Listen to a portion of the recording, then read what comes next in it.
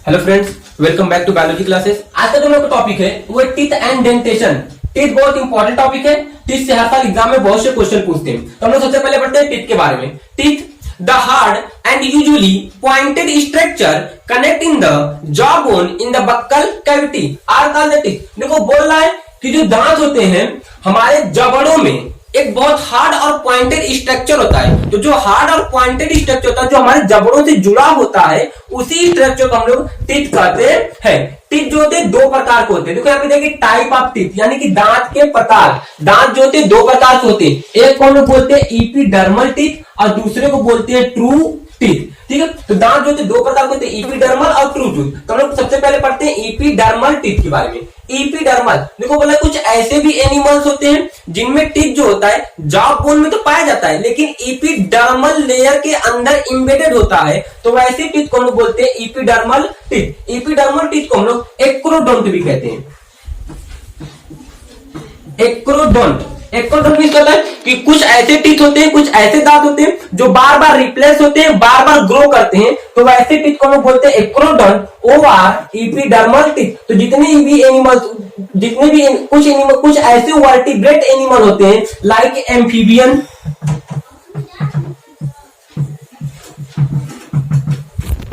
Reptiles, amphibian और reptile, ये जो दो एनिमल्स होते हैं ये एनिमल्स में जो टीथ पाए जाते हैं वैसे टीथ को हम लोग इपिडर्मल टीथ कहते हैं क्योंकि वो जो टीथ होते हैं इपिडर्मल लेयर के अंदर एम्बेडेड होते हैं। और इसको हम लोग एक्रोडोंट भी कहते हैं। एक्रोडोंट इसलिए कहते हैं क्योंकि ये जो होते हैं बार बार रिप्लेस करते हैं और बार बार नए आते हैं। दूसरा हमारा यहाँ पे true teeth.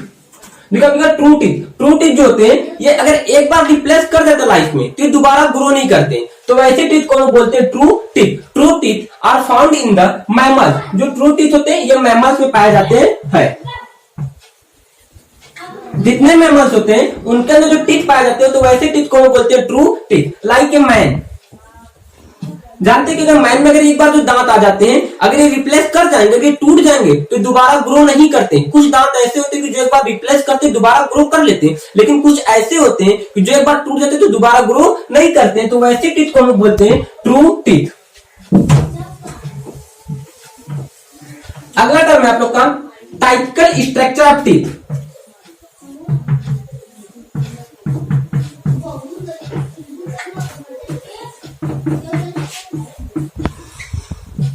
Typical structure of teeth. Typical structure of teeth.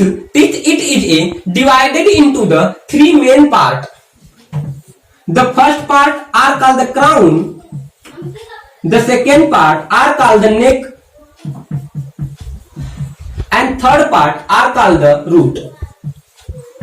निकल कि जो दांत होते हैं जब हम दांत को स्ट्रक्चरली देखते हैं तो दांत तीन भागों में बटा होता है। पहला होता है क्राउन, दूसरा होता है नेक और तीसरा होता है रूट। यानी कि दांत जो होता है तीन अलग अलग पार्ट में डिवाइडेड होता है, बटा होता है क्राउन, नेक और रूट में। जो क्राउन पोर्शन होता है ये सबसे ऊपर वाला भाग होता है, यानी कि दांत का जो सबसे ऊपर वाला भाग होता है जो हम लोग को अपीयर करता है, दिखाई देता है, तो वैसे पार्ट को हम लोग क्राउन कहते हैं। जो मसूड़े से जुड़ा होता है उसको हम लोग नेक कहते हैं। और जो थर्ड वाला पोर्शन जो जबड़ों से जुड़ा होता है तो बोलते हैं जो जॉ में एम्बेडेड होता है, धसा होता है, उसको हम लोग रूट वाला पोर्शन कहते हैं। यानी कि जो क्राउन होता है ऊपर होता है, नेक जो होता है बीच में होता है, जब मसूड़ों से जुड़ा होता है, और जो जबड़ों के अंदर एम्बेडेड होता है उसको हम लोग बोलते हैं रूट।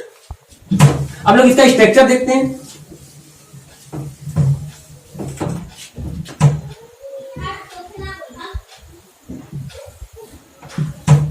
देखो ऊपर वाले पोर्शन को हम लोग बोलते हैं क्राउन, बीच वाले पोर्शन को हम लोग बोलते हैं नेक और लास्ट वाले पोर्शन को हम लोग बोलते हैं रूट। ठीक, ये typical structure of the teeth. इसको हम बोलते हैं थेका, जो किसी सॉकेट के अंदर होता है, जो कि केवल ट्रू टीथ में पाया जाता है। ये एपिडर्मल टीथ में नहीं पाया जाता। जो थेका होते हैं या फिर जो सॉकेट होते हैं ये केवल ट्रू टीथ में पाए जाते हैं, ये एपिडर्मल टीथ में नहीं पाए जाते हैं। अब देखो बोले क्राउन, जो ऊपर वाला पार्ट है जो अपीयर कर रहा है, दिखाई दे रहा है, तो वैसे पोर्शन को हम लोग क्राउन कहते हैं। ये हमारा जो गम वाला पोर्शन है, मसूड़ा वाला जो पोर्शन है वहां वाले पोर्शन को लोग नेक कहते हैं। और जो जबड़ों से इम्बेडेड होता है, धसा होता है, उस वाले पोर्शन को हम लोग रूट कहते हैं। Type of teeth according to the shape, यानी कि शेप के आधार पे दांत को कितने भागों में बांटा गया है। तो teeth it is a divided into the two part on the basis of the shape, यानी कि शेप के आधार पे दांत को दो अलग अलग भागों में बांटा गया है। पहला आपका है होमोडंट, दूसरा आपका है हेट्रोडंट। होमोडंट जो पहले हम लोग पढ़ते हैं, तो होमोडंट जो होता है ये दो टर्म से मिलकर बना है। Homo plus dont, homo is equal to होता है similar, homo is equal to similar. दूसरा आपका dont is equal to teeth, यानी कुछ ऐसे भी एनिमल्स होते हैं जिनमें टीथ का जो शेप होता है, साइज होता है, वो एक समान होते हैं। यानी कि कुछ ऐसे एनिमल होते हैं जिनमें सारे दांत की जो शेप साइज होती है, जो बनावट होती है, जो संरचना होती है, वह एक समान होती है। तो वैसे टीथ को हम लोग होमोडंट कहते हैं। इसका एग्जांपल है फिश, फ्रॉग एंड रेप्टाइल। जितने भी हम लोग बोल सकते हैं कि फिश होती हैं, एम्फीबियन होते हैं एंड रेप्टाइल्स, जो रेप्टाइल्स होते हैं। अब देखो कि जो मछलियां होती हैं, कुछ एम्फीबियन होते हैं, उभयचर होते हैं, और कुछ आपके रेप्टाइल्स होते हैं। इनमें जितने भी एनिमल्स आते हैं, इन सारे एनिमल्स के जो टीथ होते हैं और के होमोडंट होते हैं, यानी कि इनकी जो शेप साइज होती है वो एक समान होती है। दूसरा आप लोग का टॉपिक है हेट्रोडंट। देखो यहाँ पे कि हेट्रो में होता है डिफरेंट, यानी कि अलग अलग। डंट बने टीथ, यानी कि दांत। अब देखो बोले कुछ ऐसे भी एनिमल्स होते हैं जिनमें दांत की जो बनावट होती है, जो शेप एंड साइज होती है, वो डिफरेंट होती है, अलग अलग होती है। तो ऐसे टीथ को हम बोलते हैं हेट्रोडंट। एग्जांपल मैमल्स, जितने भी मैमल्स होते हैं उनमें क्या होते हैं कि जो दांत होते हैं, उनकी जो शेप साइज होती है, ये डिफरेंट होती है, अलग अलग होती है। तो वैसे एनिमल को हम लोग, सॉरी वैसे टीथ को हम लोग हेट्रोडंट टीथ कहते हैं। अब देखो दिया कि on heterodont teeth it is divided into the four part. अब जो हेट्रोडंट होते हैं ये चार अलग अलग भागों में बंटे होते हैं। पहला इंसाइजर, दूसरा कैनाइन, तीसरा प्रीमोलर, चौथा मोलर। यानी कि दांत चार प्रकार के होते हैं इन द मैमल्स के अंदर। पहला इंसाइजर, जो सामने का जो दांत होता है, जो आगे का जो दो जो टीथ होता है, जो दो दांत होता है, उसको लोग इंसाइजर कहते हैं। इंसाइजर होते हैं ये कटिंग करने में हेल्प करते हैं, किसी चीज को कट करने में मदद करते हैं। दूसरा कैनाइन को हम लोग कभी कभी आइज टीथ भी कहते हैं, आइज टीथ। इसको लोग आइज टीथ इसलिए कहते हैं क्योंकि इसकी जो बनावट होती है वो आइज के समान होती है, इसे लोग इसे आइज टीथ कहते हैं। कैनाइन जो होता है इसका परफॉर्मेंस होता है, ये किसी भी चीज को टीयरिंग करने में या ग्रिंडिंग करने में, छेद करने में या तो फाड़ने में मदद करता है। प्रीमोलर और मोलर जो लास्ट के जो दांत होते हैं, जिसको हम लोग अर्धचर्वणक और चर्वणक कहते हैं। तो जो प्रीमोलर और मोलर होते हैं, इनका एक ही काम होता है, केवल मस्टिकेशन करना या किसी चीज को चेविंग करना, चबाना। अगर हम लोग का टॉपिक है डेंटल फार्मूला, ठीक है। तो डेंटल फार्मूला बहुत इंपॉर्टेंट टॉपिक है और ये हर साल एग्जाम में पूछता है। अब देखो डेंटल फार्मूला की जब हम लोग किसी भी टीथ को शॉर्ट इक्वेशन फॉर्म में लिखते हैं या तो मैथमेटिकली फॉर्म में लिखते हैं, तो इसको हम बोलते हैं डेंटल फार्मूला। हम लोग सबसे पहले डेंटल फार्मूला मैन का पढ़ते हैं। मैन जानते हो कि मैन का जो डेंटल फार्मूला आता है, जो डेंटल कोड होता है, वो होता है 2132 ऑब्लिक 2132। अब देखिए आप लोग 2132 दो बार यानी कि ऑब्लिक करके लिखिए, इसीलिए क्योंकि ये हमारा पहला जबड़ा है, हमारा दूसरा जबड़ा, यानी कि number of the jaw in A two of the mammals के अंदर जॉ की जो नंबर होती है वो दो होता है, एक अपर होता है, एक लोअर होता है, यानी कि अपर jaw and lower jaw, upper jaw और लोअर जॉ। अब जो क्या बोले कि ये जो नंबर होते हैं, ये नंबर को हम लोग ऐड कर लेते हैं। ऐड करने के बाद इनमें हम लोग 2 का मल्टीप्लाई कर देते हैं, मल्टीप्लाइंग ए 2। अब लोग फिर 2 का मल्टीप्लाई इसलिए करते हैं क्योंकि नंबर ऑफ द जॉ। अब देखो क्या बोला है कि 3 2 1 3 6 6 2 8 8 इधर हो गए, 8 इधर हो गए। जब 8 इधर हो गए, 8 इधर हो गए, तो 8 में 8 में 8 हम लोग ऐड कर देते हैं, तो हो जाता है 16 मल्टीप्लाई 2 इज इक्वल टू 32, यानी कि number of the teeth 32 in a man. लेकिन हम जानते हैं कि जो मैन होते हैं, मैन में दांत दो प्रकार के होते हैं। एक दांत को हम लोग बोलते हैं मिल्की टीथ, दूसरे बोलते हैं परमानेंट टीथ। तो मिल्की टीथ का फार्मूला अलग होगा और परमानेंट टीथ का फार्मूला अलग होगा। अभी हम लोगों ने जो फार्मूला देखा था वो परमानेंट टीथ का था। अब हम लोग निकालते हैं मिल्की टीथ का। तो मिल्की टीथ का जो कोड होता है वो होता है 21 20। अब देखो यहाँ पे कंफ्यूज मत होइएगा।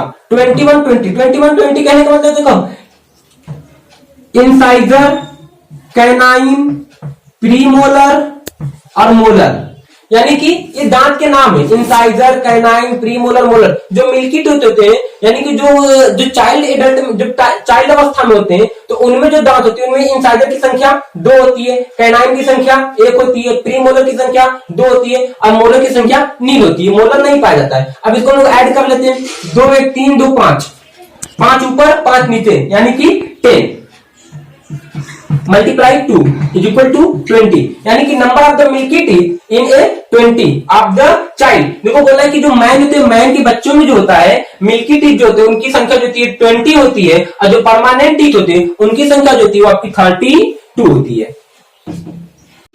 तो डेंटल फार्मूला बहुत इंपॉर्टेंट टॉपिक है, एग्जाम में बहुत से क्वेश्चन पूछते हैं। अब देखिए हम लोग पढ़ते हैं काऊ, सीप एंड गोट का, यानी कि गाय, भेड़ और बकरी, ये जो तीनों का जो डेंटल फार्मूला होता है वो सिमिलर होता है। देखो यहाँ पे दिया कि number of the incisor, number of the canine, number of the premolar और नंबर ऑफ द मोलर, अपर जा एंड लोअर जा।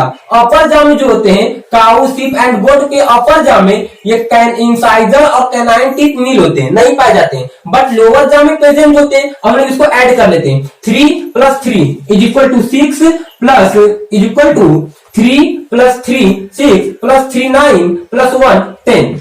अब देखो क्या है कि 6 and 10 is equal to 16 multiply 2 is equal to 32। तो number of the teeth 32 in a cow, sheep and goat. And वो गाय, भेड़ और बकरी में जो दांतों की संख्या होती है वो 32 होती है। इसी तरह कैट का है, कैट में देखो जाए कि 31 31 31 21 इज इक्वल टू 30।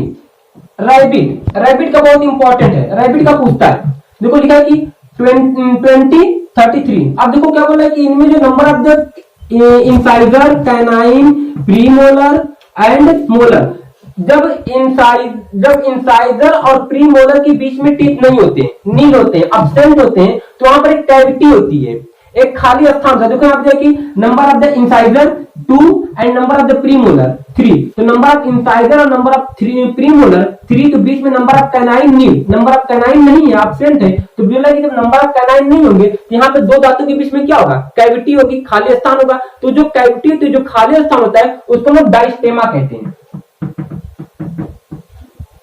डाइस्टेमा कहते हैं। ये बहुत इंपॉर्टेंट है, कभी कभी एग्जाम में क्वेश्चन पूछ देता है व्हाट इज ए डाइस्टेमा। तो diastema it is A cavity, it is A cavity between the incisor and premolar. Incisor और प्रीमोलर के बीच में जो कैविटी होती है कैनाइन की, उसी कैविटी को हम लोग डाइस्टेमा कहते हैं। Number of the teeth in a rabbit 28, number of the teeth of the rat 16, number of the teeth in a elephant 14, यानी कि जो हाथी होते हैं, हाथी के जो डेंटल फार्मूला होते हैं वो आपके 14 होते हैं, 14 होते हैं।